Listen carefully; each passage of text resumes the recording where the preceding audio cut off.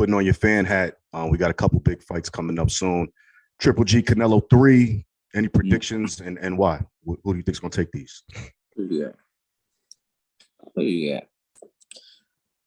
I really can't say. I'm going off of old history. Canelo, he's still young.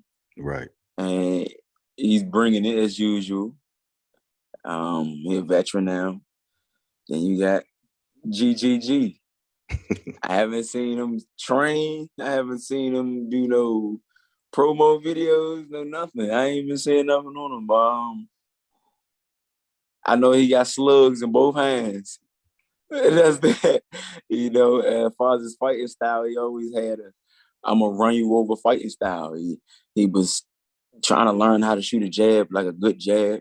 But everybody knows he's gonna walk you down, give you some little bit of head movement. He's gonna take a shot to give a shot. That's what it is. But if I had to choose to put some money down, I'm going with Canelo.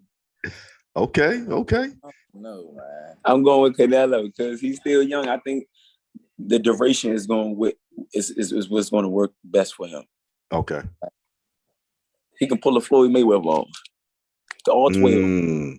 I'm gonna run from this guy, this old guy. Pop, pop, pop. And all of them ain't gonna be no pity packs because Canelo, he, like I said, he got thumpers too. Right. But he just moved more. He know how to move more. Absolutely. Mr. Gary, how you feel? You feel the same? Take him in deep water. I go with my little brother. I think I go with Canelo. Even though both of them heavy-handed, I ain't seen no knockdowns. Wasn't no knockdowns, no none of that in either of the fights. So I go with Canelo just over him just being younger, more youthful. I go with that. He'll take him in the later rounds, but he got his ass handed to him a little bit in that last jump though. I was about to ask you. Yeah. But with that being stated, styles make fights. Right. Styles make fights. All of that makes a difference. I think he'll be better in a Canelo, Triple G. The Triple G type fighter. That guy was long. You know what I'm saying? He punched in volumes. He made it difficult. It takes a certain type of style to be able to deal with that. Or a certain type of intellect to be able to deal with that, to be honest with you. Okay. It's not just a style. It's interesting. You said that. Speaking of intellect, clearly, we're looking at possibly Terence Crawford versus Errol Spence. A lot of people are giving Crawford the edge because of intellect, regardless of the fact that Spence is bigger. What do you guys think about this? Hell nah. I think Crawford, Earl. I'm going to say this. Okay. Now, I've always been real to the people, to the fans. I ain't never gave y'all no bullshit. I do feel as though that Terence is, I think he's a little more athletic than Errol. Okay. I think Terence is a little more athletic than Errol. I think his boxing ability and shit is put together, but he makes so many fucking mistakes. He get hit. He clearly gets hurt by smaller fighters. I think he'll be able to box and stay away from Errol for a little bit.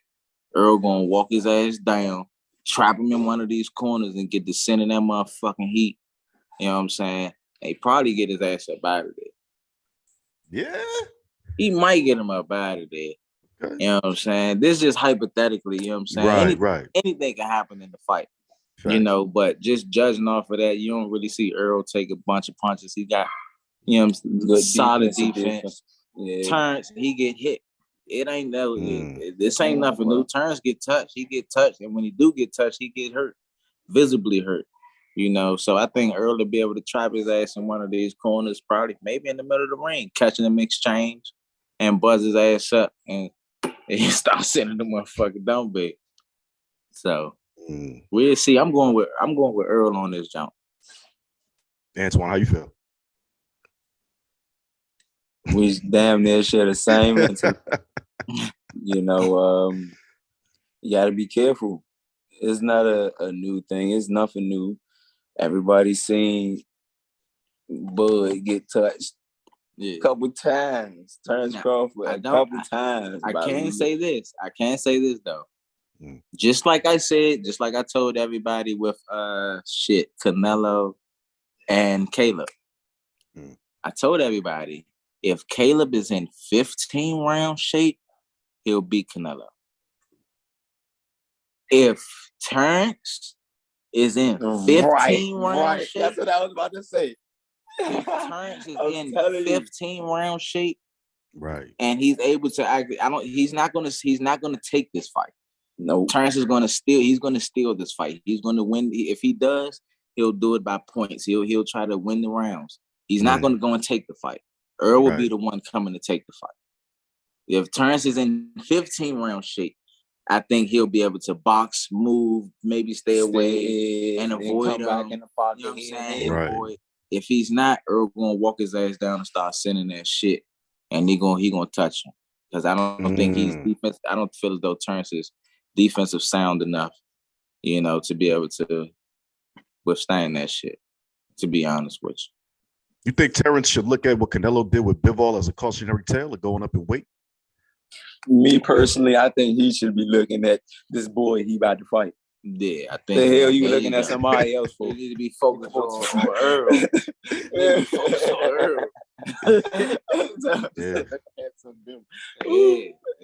Focus on who the fuck in front of you. Yeah, work on your defense, keeping them Jones up tight and right at the right time, making the right decisions. That's it. But he got to be in 15 round shape. I'm still going with Earl. I'm still going with Earl. I'm not completely counting Terence out, but he has to be in 15 round shape. If he's in 15 round shape, I think that makes his chances better. Just like with Caleb, if he was in 15 round shape, I felt as though he would have been able to beat Canelo. He had the boxing ability, he had the skills, to be able to pull it off, and he made it difficult for Canelo. Yeah, but he started fatiguing. And Canelo started walking his ass down like Jason, sending that heat. So, and then when you're not defensively, Caleb's a good fighter, but he's not defensively sound like that. He does stuff to get out of the way of punches, but it's not the responsible thing to do as a fighter. You know what I'm saying? Right. For me. So all of that shit matters. All that shit matters, man. So we'll see. That's a fight I'd be tuned into. I don't watch a lot of boxing. I watch that jump though. Yeah, I'm gonna watch Earl and Turn. I gotta ask you, just because I never have, man. When you got guys like Jake Paul not entering the game, you feel like they diluting the boxing sphere, or you think this is good for boxing? It's bittersweet. It's bittersweet. I'm gonna tell you why. I'm never against somebody getting their money. I ain't never been a hate on somebody getting their money. If you find a way to go ahead and make you some money to take care of yourself and your people, by all means do so, but it is bittersweet being on the receiving end of that, on the opposite end of that coin, and you have world champions, then you got these world champions fighting on a YouTuber's like undercard or something like that. So it's kind of like a smack in the face to a certain extent too, but I mean, I know Paul and them, you know what I'm saying? They pretty cool. I know Milton, the guy that's trainers and stuff like that. They're real cool. They cool guys. So I'm not, against them making their money. But they got to do it right though. They got to do it right because I'd be damned. Don't put me. Y'all lucky my shoulder messed up. Put me in the ring with a YouTube and see if his ass don't get destroyed. You know what I'm saying? I'm just saying. Right. Yeah, I mean, I can't knock them on getting their money. I think it goes back into the fighters and how they want to conduct themselves when they become a part of that situation. Copy. Hey, Rhett, if we could get in the last question here. Yep. Get them on. Thank you. No problem. Last question, man. So, Antuanne, tell me, why will you be successful against Rances Barthelemy, July 30th? Man, because I believe I'm just a better fighter. More intellectual. I've been training. I'm young. I got more youth on my side. More durable. A lot plays a part, but for the most part, I think he on his way out, and I'm on my way in.